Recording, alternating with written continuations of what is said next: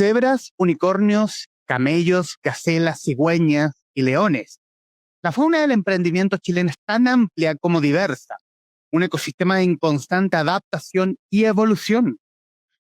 Los unicornios han emergido como auténticas estrellas del rock empresarial. Hay figuras como los visionarios fundadores de Notco y Corner Shop, cuyas startups han alcanzado una valoración de más de $1.000 millones y son celebrados por los medios como los máximos exponentes del Chilean Dream.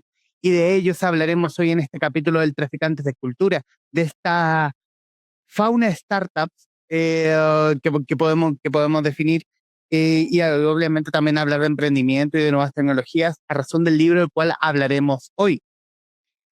Animales del emprendimiento chileno, cebras, unicornios y otras especies, libro editado por Conecta y con quien hoy nos junta en esta conversación con uno de sus autores, Marcos Albo.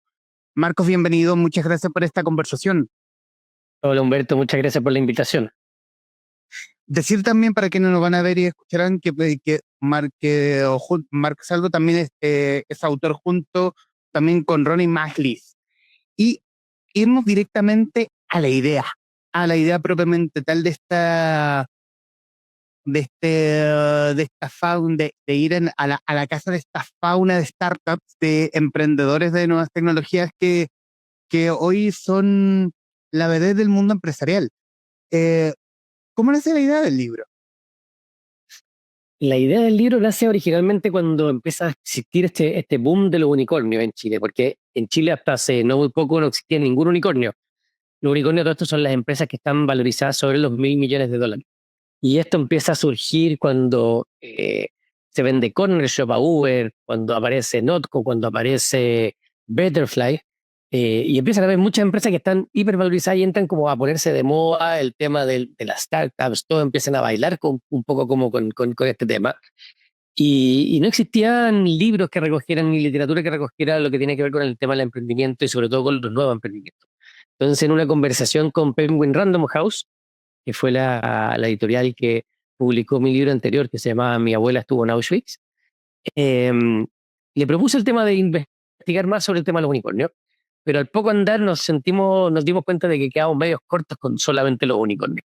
Entonces ahí se hizo interesante el tema de salir a buscar los otros animales del emprendimiento chileno, eh, que eran bastante quizás más atractivos y menos acaparadores de mirada. Entonces fue una manera de relevar ciertos emprendimientos y ciertas empresas que estaban siendo un poco menospreciadas quizás por el boom de los unicornios. De Y hecho, originalmente el libro se llamaba Uni Chilecornios versus Chilesaurios, que era como el enfrentamiento que existía entre la innovación del emprendimiento versus estas empresas gigantes que probablemente no han generado ninguna innovación en los últimos 20 años, 30 años, y han empezado a morir en el fondo, como que ven el meteorito y no reaccionan a ese meteorito que estaba por estallar. esta definición, bueno, está como los unicornios, que son empresas valoradas arriba de $1.000 millones. ¿Cómo es estas definiciones? ¿Son algunas creadas por ustedes? ¿Estaban en el mercado y no habían sido bajadas al papel? O sea, con la definición de las cebras, camellos, gacelas, cigüeñas, leones. Sí, la mayoría de la descripción en el fondo de esta taxonomía de animales han sido agarradas por distintos economistas o personas del mundo del emprendimiento, y muchos de ellos ya existían, sobre todo el tema de los unicornios, las gacelas, los camellos, las cebras. Pero nosotros nos dimos la libertad creativa de poder agregar nuestros propios animales a este mundo del emprendimiento, y porque teníamos la necesidad de encontrar ciertos animales que pudieran tomar algunos ejemplos de emprendimientos que eran muy atractivos, y ahí nacen también los términos de la cigüeña y los leones. De hecho, hubo un capítulo que finalmente no alcanzamos a meter en el libro que tenía que ver con los canguros, que son estas empresas que nacen desde la otra empresa y después cobran vida propia. Eh, entonces, está toda esta fauna del emprendimiento donde agarramos terminología existente. La cebra, por ejemplo, existió como reacción a los unicornios, que son estas empresas que son blancas y negras al mismo tiempo. Y por blanca y negra se refiere un poco como que viven en dos mundos: viven el mundo del impacto sociomedioambiental y el mundo de la rentabilidad de la última línea. Entonces podían combinar ambas cosas sin ser necesariamente una ONG. Los camellos eran las empresas que podían sobrevivir con largas travesías por el desierto, tomando agua solamente una vez. Y las gacelas son las de crecimiento rápido, de rápidas reacciones. Son estos emprendimientos que tienen al menos un crecimiento de un 30% anual por 3 años, sostenido. Mira, qué interesante la forma y qué interesante meternos directamente en cada una de estas definiciones. Eh, ¿Hay algún animal en particular que abunde en el emprendimiento en Chile? A juicio tuyo, obviamente. Yo creo que la gracia del tema de la taxonomía del emprendimiento es que los animales van mutando. No es como que una empresa nace de una manera y muere de la misma. Probablemente, por ejemplo, Notco nace como una cebra, después se valoriza sobre los $1.000.000.000, termina transformándose en un unicornio, pero en el minuto que, por ejemplo, no sé, tienen una inyección de capital y no vuelven a pedir otra inyección de capital y logran atravesar una crisis, ya sea una pandemia o lo que sea, pasan a ser camello. Entonces, es un poco como este bicho que va mutando y va cambiando de animal. El animal es una foto particular de cierto momento, pero probablemente sí van transfigurándose entre unos animales y otros. Ahora, volviendo a la pregunta, ¿cuáles son los animales más comunes en el emprendimiento chileno?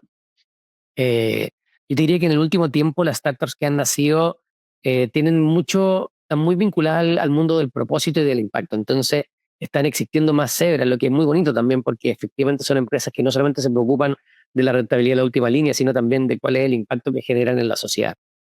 Eh, yo creo que de esas empresas de las que han habido muchas. Ojalá hubieran más camellos, que son estas empresas que pueden atravesar las crisis, porque se habla en el mundo del emprendimiento, en el mundo de las startups, de que existe un valle de la muerte. Este valle de la muerte son los primeros 2 años del emprendimiento, donde nacen muchas empresas, pero no todas sobreviven. Y probablemente las más resilientes son los camellos, que son las que tienen la capacidad de atravesar el desierto habiendo tomado agua una sola vez. ¿Y cómo? Mira, qué buena una pregunta que me nació. ¿Cómo en este momento es definir un emprendimiento? Porque yo no podría, si bien me cae bien la marca Casidea, por sacar la colación en los camellos, yo no podría definirla como un emprendimiento, ya que, claro, no es una empresa grande como, no sé, IKEA, pero tiene un tamaño importante. Sí, hay hartos grises en ese sentido. Sobre todo como cuando uno empieza a cuestionar si es que es una startup o no una startup, porque la diferencia entre la startup y el emprendimiento normalmente tiene que ver de que son empresas de, que tengan una fase importante vinculada con el tema de la tecnología y que tengan la capacidad de poder generar escalabilidad. Eso es lo que define una startup. Entonces, en el modelo probablemente tradicional, claro, Casa Ideas no califica como una startup, pero sí como un emprendimiento independiente que llevaba muchos años, porque normalmente como que se asocia de que el emprendimiento es joven y el empresario es viejo, eh, pero no está estipulado cuándo pasa de una a la otra, ¿no? Cuando pasa de ser un emprendimiento y se pasa a ser o un emprendedor pasa a convertirse en un empresario. Eh, lo que también es divertido en realidad, porque muchas veces a nosotros los chilenos nos encantan los emprendedores, pero no nos gustan tanto los empresarios. Como que nos gusta que traten de hacerla, pero cuando se logra, lo vemos como con algún tipo de resquemor.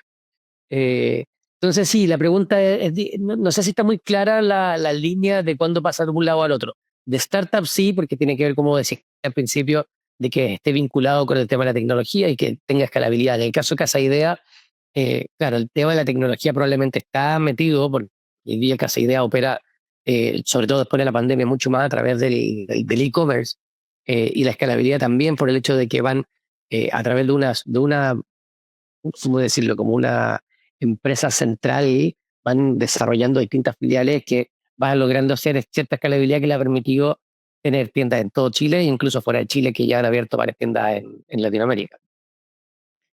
Y tomando el ejemplo de Casideas, que la definición en el libro de tomas como uno de los camellos, que en su historia como cruzó un desierto completo, una pandemia completa, para precisamente no deshacerse de sus propias personas, porque una cosa es preocuparse de la rentabilidad y otra cosa es preocuparse de tu propio capital humano. Eh, y aquí tener el ejemplo, obviamente, de Casideas, que hizo todo lo humanamente e inhumanamente posible como para no desarmar su propio equipo de trabajo. Por eso también quisimos como poner el caso de Casa Ideas, porque también o sea, creo que es interesante ver cómo empresas que llevan más tiempo de repente también la tienen más clara.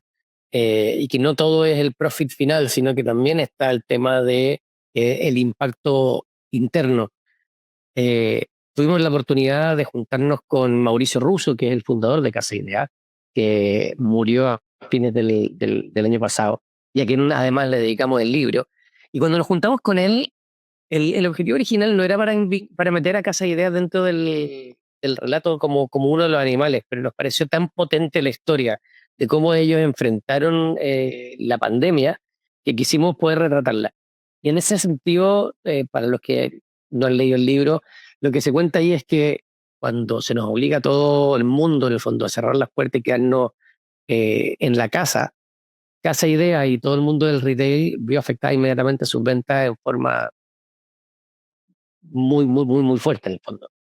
Eh, y claro, existía la posibilidad de aguantar un par de meses y nosotros al principio, me refiero a toda la sociedad, no sabíamos cuánto iba a durar este encierro de la pandemia. Y Mauricio Russo dijo en ese minuto, ok, no vamos a despedir a nadie, pero empiezan a pasar los meses, no logran abrir y cada vez la presión se empieza a hacer mucho más fuerte. Entonces, no era tan sencillo decir no vamos a despedir a nadie porque finalmente vaya atentando contra los propios recursos de la empresa. O llevándolo al mundo animal, empezáis a perder ya toda tu capacidad muscular de poder generar comida y te empezáis a comer a ti mismo por dentro en el fondo. Primero, claro, la grasa, pero después te empezáis a comer los músculos y una empresa que entra en esa entropía termina probablemente quebrando. A menos que haya tomado las decisiones correctas en el minuto correcto para poder generar el flujo de capital necesario para poder sobrevivir a eso. Y por eso lo pusimos como un ejemplo de un camello. Porque tomó agua, apenas vio el oasis, eh, y con esa agua logró sobrevivir prácticamente 1 o 2 años, además de poder tener la velocidad de reacción de poder generar todo el tema del e-commerce y empezar a vender online, cosa que no hacían antes de la pandemia. Eh, entonces, hubo que hacer una transmutación importante en la forma de operar de la empresa y siempre con el propósito no solamente de poder generar la rentabilidad, sino que por el propósito de poder mantenerse a flote como empresa y al mismo tiempo sin que nadie quede debajo del barco. Ese fue el problema que le pasó a prácticamente a todas las empresas, que no, empresas, sean las chicas o las grandes, que no tenían un e-commerce poderoso como para poder manejarse. Y de alguna forma con ese e-commerce sobrevivir la pandemia. Tal cual, y o sea, muchas veces algunos proyectos estaban como en proceso o sea, el tema como de la digitalización de las empresas eran proyectos de largo plazo. Y la pandemia, como que de alguna manera abrió el telón del escenario y nos pilló en pelota. Entonces había que empezar a poder acelerar los procesos y evidentemente se le quitó ciertos focos a cosas que ya no podían ser, como aperturas de nuevas tiendas, aperturas de nuevas sucursales y toda esa energía meterlo en el tema digital para poder operar y poder generar las ventas que se necesitaban. De hecho, Casa Idea, una vez que empezó ya en régimen digital, logró ventas similares a lo que estaba vendiendo pre-pandemia, solamente vendiendo online. Ujú.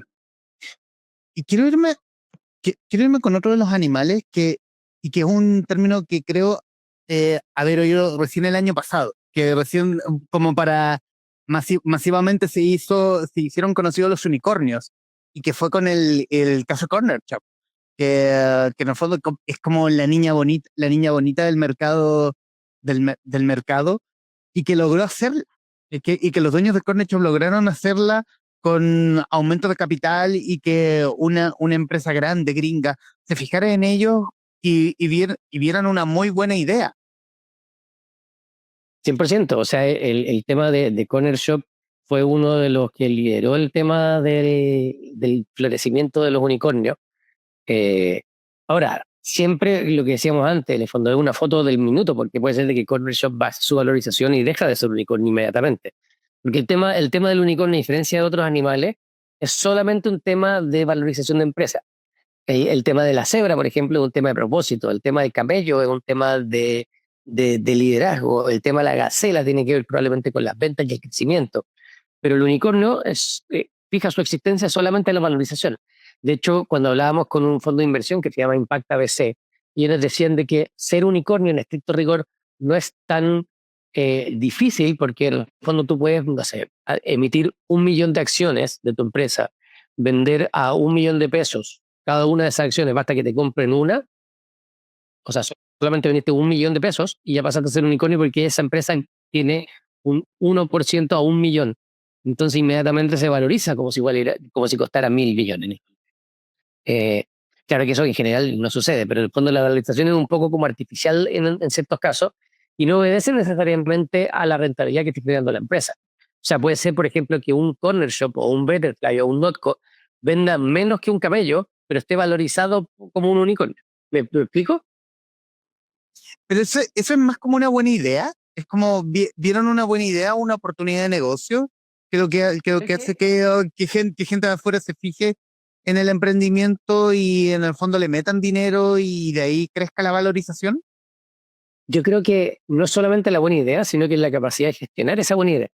Porque hay muchas buenas ideas dando vuelta, pero hay pocas personas que agarran esa idea y la materialicen en algo concreto con una metodología de crecimiento, una metodología de inversión, con una metodología de trabajo.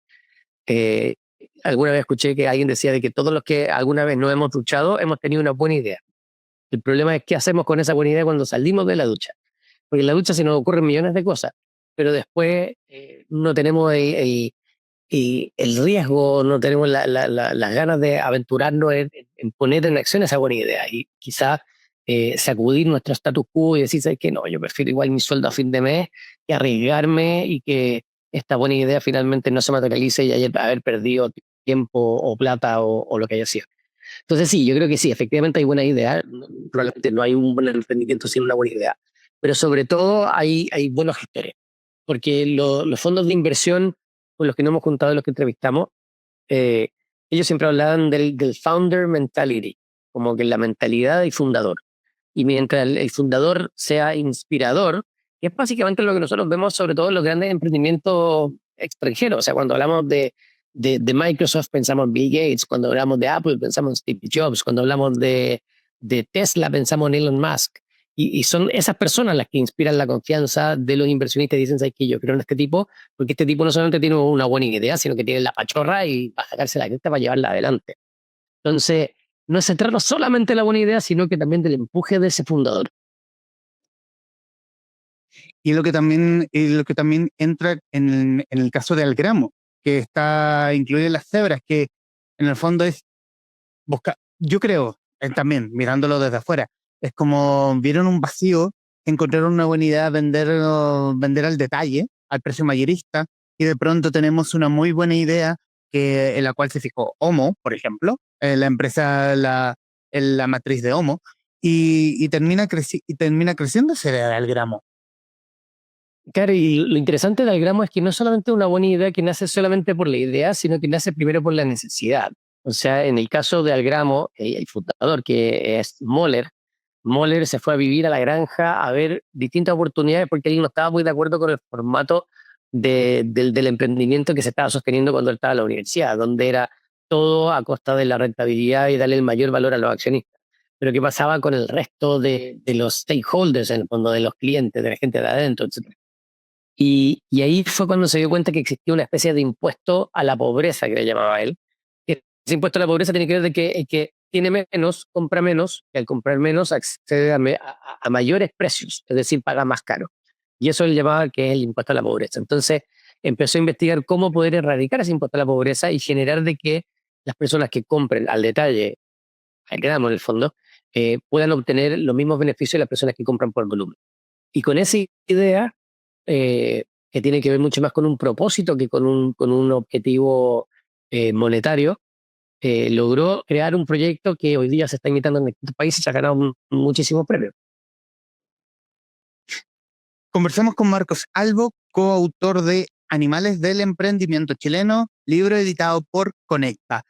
Eh, Quiero salirme solo un poco del libro e irme al camino editorial. ¿Cuánto demora un libro como este? Es una buena pregunta porque no sé si, o sea, dado que es el primer libro como ese que escribo, no sabría decirte si es que hay un promedio real sobre eso, pero hay una etapa que es la más larga en el desarrollo que tiene que ver con la investigación, porque para poder escribir sobre cada uno de los casos que están narrados en el libro, que son más de 30, 40 empresas distintas, 40 emprendimientos distintos, hubo que juntarse más de una vez con cada uno de esos fundadores para poder conocer su historia, pero nosotros queríamos no era hablar de números, no era hablar de tecnicismo, sino que era hablar de historia humana.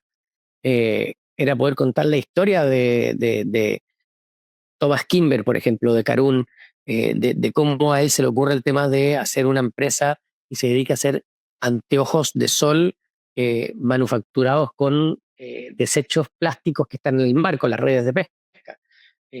Y todo lo que pasó después, porque también uno ve quizás las portadas de los diarios, las portadas de las revistas, donde salen todos los grandes éxitos, pero dentro de los grandes éxitos también están la isla de los fracasos, la isla de los fracasos y los costos personales. Kimber tuvo millones de peleas con posibles socios, con posibles inversionistas, tuvo una pasada importante por la clínica por excesos de estrés. El caso, por ejemplo, también que está mencionado ahí, Baby Tuto, que es una empresa que se dedicaba a hacer como una especie de tienda dedicada a la primera infancia. La Daniela Lorca, que era la que lideraba eso, tenía pelea con los socios, también tuvo una pasada por la clínica, lo pasó muy mal en general en su emprendimiento, pero uno lo que ve es el titular de le venden a Walmart su emprendimiento por varios millones de dólares. Entonces, lo que está detrás es súper interesante y para poder lograr esa parte interesante, esa parte humana y el costo que tiene, había que juntarse y entrevistar y perseguir, porque son gente que está muy ocupada además.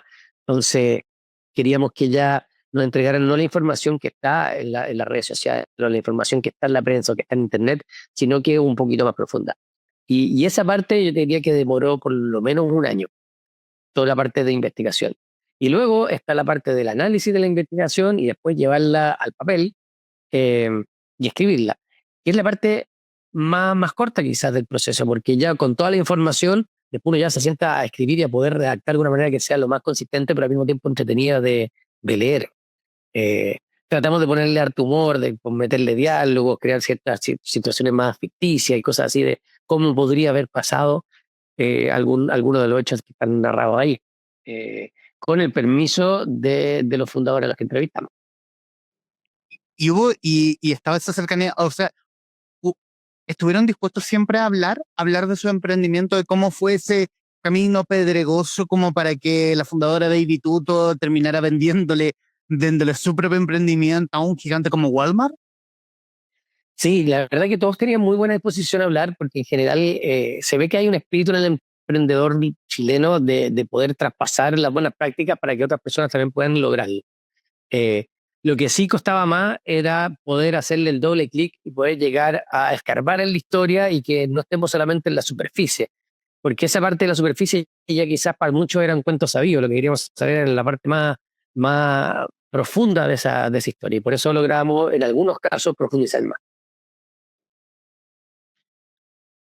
Hablar, y otro de los puntos también hablar de los leones. Los leones tú resaltas como los fondos de inversión y estos aceleradores del proceso. ¿Qué son estos aceleradores de proceso? Mira, en el mundo del emprendimiento hay una parte importante que la juegan lo que nosotros bautizamos como los leones porque veíamos que son como los reyes de la selva, de alguna manera, como el sheriff, el que va marcando de qué animales pueden ir por qué camino y cuáles son las que toman agua, un poco como el animal que está en la cima de la cadena alimenticia, que es el que tiene las lucas finalmente. Entonces, ¿qué es lo que...? Hay varios tipos de empresas o de fondos. Están los fondos de inversión que lo que hacen es apostar por emprendimientos en distintas etapas de desarrollo. Hay algunos que apuestan mucho más en verde y otros que ya tienen, cuando ya están más desarrollados los emprendimientos y empiezan ya a tener ciertas rentabilidades. Las aceleradoras, particularmente, son empresas que no necesariamente inyectan recursos económicos, sino que inyectan recursos, eh, ¿cómo decirlo?, como de mentoría, de asesoría, de contacto, de generar networking y redes. Son aceleradores que de alguna manera como que hacen especies de pasantías para los emprendedores donde aprenden muchísimo más sobre cómo conducir su emprendimiento eh, y los ponen en contacto con posibles compradores y con posibles inversionistas.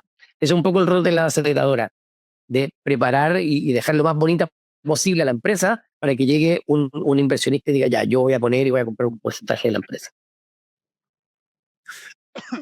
Se me viene a la mente, porque siempre me topo en videos de YouTube, con el programa Sharknado, los mexicanos.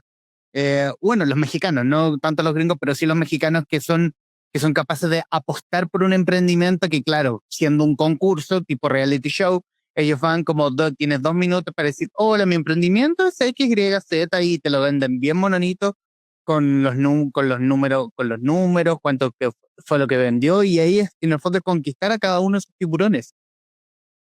Eso es lo que se llama en el emprendimiento el pitch.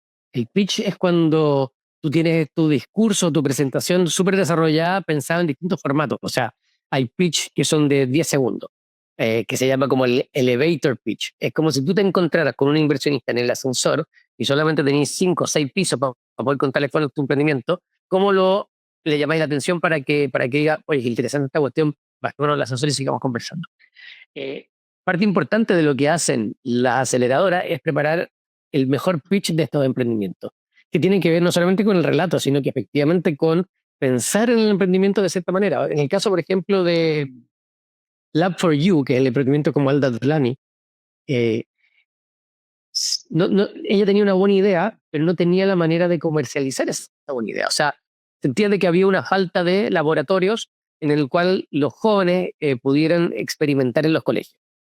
Ok, súper buena idea, pero ahora, ¿cómo se comercializa eso? ¿Quién paga eso? ¿El colegio? Normalmente no, porque el colegio no es que tiene la plata. Entonces, durante varios pitch y durante varias pasantías por distintos aceleradores, finalmente llegó un modelo donde dijeron, ¿sabes qué? Lo que nos interesa, el que puede financiar este proyecto son las empresas que están interesadas en la contratación futura de estas personas que van experimentando con nuevo equipamiento y que salen mejor preparadas del colegio. Entonces, ¿quiénes son esos? Son empresas en Chile como SQM, como las empresas de minería, etcétera, donde dicen, ¿sabes qué? Yo estoy dispuesto a financiar el programa para que se implemente en un colegio, cosa que cuando los estudiantes terminen su proceso y salgan del colegio y pasen a la etapa de los colegios técnicos, sobre todo, tengan una mejor capacidad para poder aumentar su empleabilidad en la empresa. ¿Me explico? Ujú. Entonces, fue una vuelta muy larga porque finalmente decían, ok, vamos a cobrar a la gente por usarlo. No, la gente no tiene los recursos para usarlo. Ok, vamos a cobrárselo a los colegios. No, los colegios no tienen los recursos para hacerlo. Vamos a cobrárselo a las municipalidades para que lo pongan en sus colegios. Tampoco funcionó. Y finalmente, después de todo ese proceso, se dio cuenta de cuál era la capacidad de monetizar su proyecto y su idea, que dio una vuelta completa. O sea que en el fondo es la inversión que hace SQM, en el fondo se termina dándose la vuelta y llega al mismo lugar que es SQM, pero con la expertise que haya tenido ese muchacho o muchacha en el colegio. Exactamente, entonces SQM, al minuto de poder, porque SQM está pensando en el largo plazo, no está pensando en los próximos 2, 3 años, sino que en los próximos 10. Y las carreras STEM, que son las carreras técnico-profesionales, o sea, que son las carreras tecnológicas, eh, cada vez iban escaseando más, sobre todo en colegios rurales, por ejemplo, o donde en general las mujeres tenían menor acceso a ese tipo de carreras. Entonces dijeron, dado que cuando yo abro un cargo en el cual necesito llenar para poder cumplir un rol dentro de la empresa, tengo pocos candidatos, ¿cómo hago para tener más candidatos? Y de repente una idea interesante para ellos era inyectarle recursos a los colegios para que desarrollen mejor en las capacidades STEM de sus alumnos y de alguna manera cuando terminen el proceso del colegio tengan una mejor posibilidad de contratación. Entonces es una vuelta súper larga la que se dio Lab for You porque ellos tenían una buena idea, pero no tenían una buena comercialización de la idea, porque no sabían quién pagaba. Y bajo el ejemplo de Lab for You, aquí hay mucho quiero volver a la comillas, buena idea. ¿Basta con la buena idea o hay algo de marketing también o el boca a boca respecto de la idea que tienes para que un gigante te la pueda auspiciar? Yo creo que son varios factores y depende también del emprendimiento, pero eh, de repente hay ciertos emprendimientos que parecen una buena idea y tienen mucho marketing y se venden como una buena idea, pero en el minuto de que reciben los recursos, finalmente esa buena idea no necesariamente se concreta tan bien, que puede haber afectado quizás a alguno de los unicornios que tenemos hoy día en Chile, eh, que han tenido más problemas después de que han logrado levantar los recursos, porque finalmente es una buena idea, pero no está muy bien comercializada esa idea o no está bien puesto el foco como le pasó a la For You de quién es el que financia el proyecto. Yo creo que hay que combinar una buena idea con una muy buena ejecución, pero con una importante visión de negocio. Y de repente también se carece de eso, porque le podría haber pasado a Moller cuando hizo Algramo, de que es una buena idea el tema de que la gente que compra al detalle y que tiene menos capacidad de comprar al por mayor, pueda recibir los valores de la gente que compra al por mayor. Ahora, ¿cómo hago para que esa buena idea además sea rentable? Porque finalmente un emprendimiento no es una ONG, no es una fundación que pierda nada, sino que se tiene que autosustentar o incluso aún mejor, que genere rentabilidad para sus accionistas. Entonces, es importante la combinación de la buena idea con el modelo de negocio. Ahora, una vez que está la buena idea con el modelo de negocio, viene la parte del marketing, que es cómo hago para que todo el mundo se entere de esta buena idea y poder generar las ventas que necesito para poder sostener. Creo que si esas tres puntas de la pirámide no se sostienen, se caen todas. Y en Chile, desde el nacimiento de Corner Shop o Notco, desde esa época hasta el día de hoy, ¿cómo está Chile en el proceso de apoyo al nacimiento de startups? A juicio tuyo, obviamente. A juicio mío, yo creo que o sea, todavía estamos al debe, comparativamente con otros países que fomentan muchísimo más el emprendimiento desde el Estado, sobre todo. Eh, pero me parece que es una tendencia completamente al alza y que hoy día cada vez hay más emprendimientos y más emprendimientos que además tienen mejor preparación previa y logran atravesar el Valle de la Muerte, porque la cantidad de esqueletos que hay en el Valle de la Muerte son terribles. Entonces, uno de los mayores eh, trabas para el emprendimiento en Chile es el miedo. Hoy día los chilenos estadísticamente son uno de los países que más miedo tiene a emprender, porque en Chile tenemos una poca tolerancia al fracaso y al error. No solamente porque nosotros no tengamos la capacidad de poder volvernos a parar, sino que también porque está muy mal visto. Como que muy apuntado por el dedo al que le fue mal, oye, es un evento. Y como que es condenado un poco como al ostracismo, como que no sacáis mal la cabeza porque te fue mal y quebraste. Pero en otros países está súper asociado el emprendimiento al fracaso. Cuando uno emprende sabe de qué va a fracasar. Y lo importante es que vuelva a sacar la cabeza y lo vuelva a hacer, lo vuelva a hacer, lo vuelva a hacer. Y por eso se hablan de los emprendedores seriales. Así como los asesinos seriales. En el fondo, como que vaya emprendiendo, no te funcionó, vamos al siguiente, vamos al siguiente, vamos al siguiente. Pero no bajáis los brazos, sino que empezáis a remodelar tu misma idea o directamente cambiarte puente y ir a una idea distinta. Y es que esa es por esa misma razón de que la gente emprende, porque quiere de alguna forma desligarse o sacarse esa comodidad, esa como extraña comodidad del sueldito a fin de mes, eh, para irse con una idea y que tú creas que tu idea sea buena y que por azares de la vida termine creciendo y convirtiéndose en algo más o menos importante.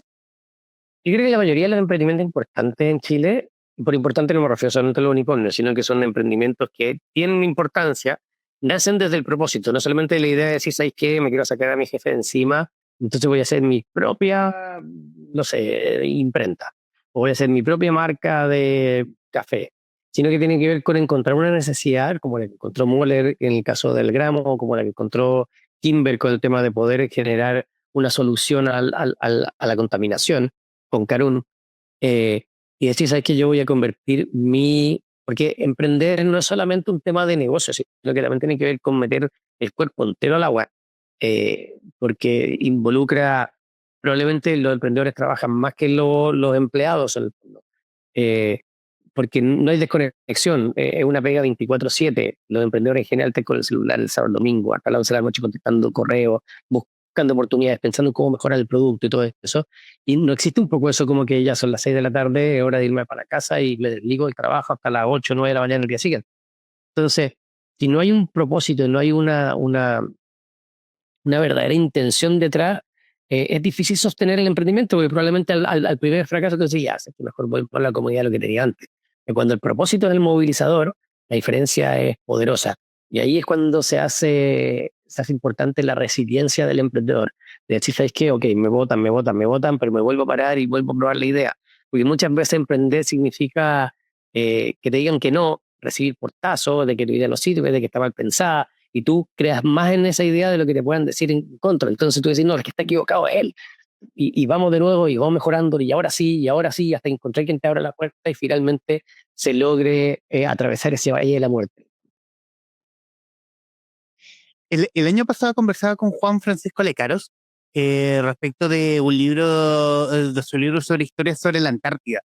Eh, y sobre todo cómo termina siendo este emprendimiento de aquellos años de cruzar el continente blanco, de que era un emprendimiento más ligado a cruzar ese Valle de la Muerte que tú mencionas, pero literal, eh, con frío y todo eso.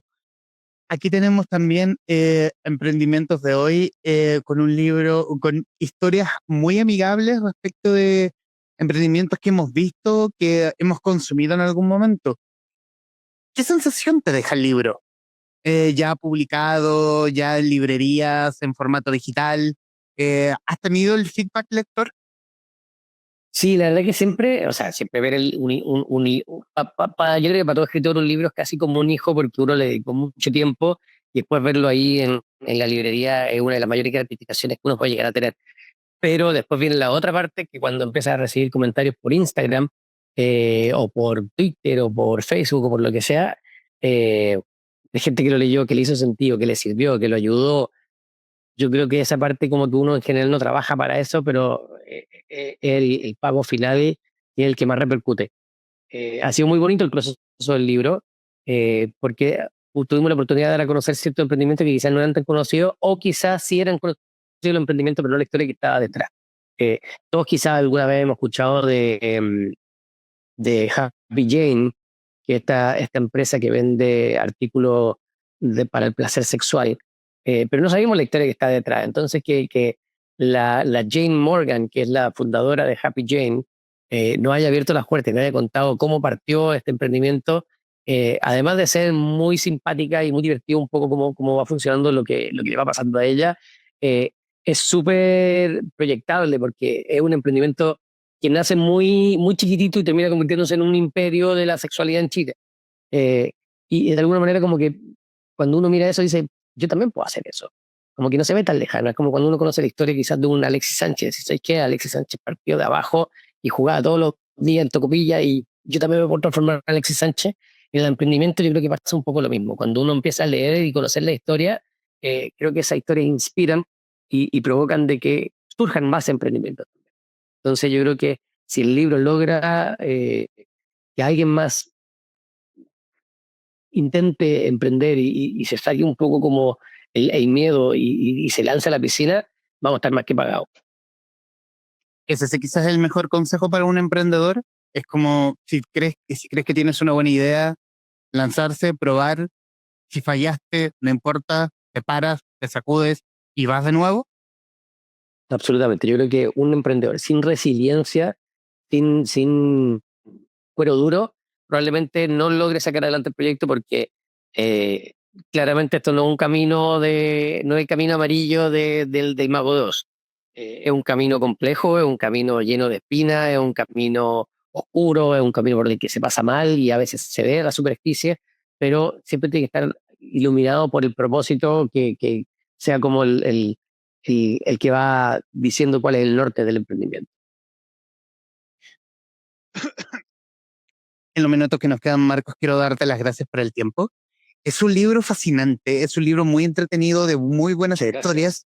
Es un libro que para quien tiene un emprendimiento o para quien está en ese germen de la idea, es un libro que puede ayudar como a ese pequeño impulso, como para decir, sí, se puede. Si te caes, no importa, te paras de nuevo y sigues de nuevo. Si te caes de nuevo, no importa, te paras de nuevo y así un largo, etcétera. Es un tremendo libro y obviamente estos minutos finales son tuyos para que digas lo que gustes respecto del libro, de lo que quieras. Mira, yo creo que a mí lo que me gusta del libro es que no es un libro para entendidos del emprendimiento, porque nos han encontrado con terminología como técnica y si es que la hay está explicada en el fondo. La idea es que sea como una forma de llegar al mundo del emprendimiento para personas que están metidos ya en el mundo del emprendimiento, para quienes estén con la chispita y digan, ¿sabes qué? Me interesa conocer un poco más de la historia.